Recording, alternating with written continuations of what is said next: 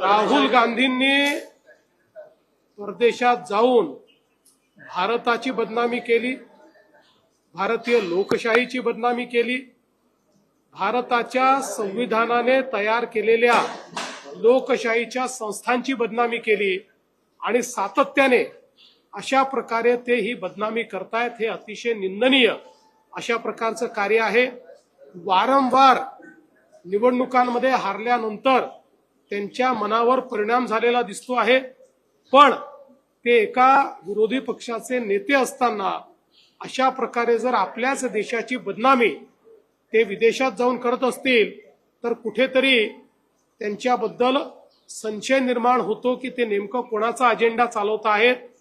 आणि विशेषतः माझा त्यांना सल्ला आहे, त्यांनी जनतेत जाऊन काम केलं पाहिजे. जगभरात फिरून भारताची बदनामी करून त्यांची मतं वाढणार नाहीत.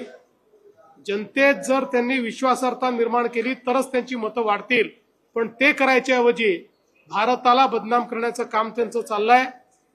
महाराष्ट्रात ते हारले, हरियाणात ते हारले, दिल्लीमध्ये ते हारले. आता मतदान प्रक्रियेवर, मतदान यादीवर त्या ठिकाणी प्रश्नचिन्ह ते निर्माण करतायत. अतिशय बाळबोध अशा प्रकारचा हा प्रकार आहे. त्यामुळे त्यांनी जनतेत जावं आणि भारताची बदनामी करणं राहुल गांधींनी बंद करावं असं आमचं त्यांना आव्हान आहे.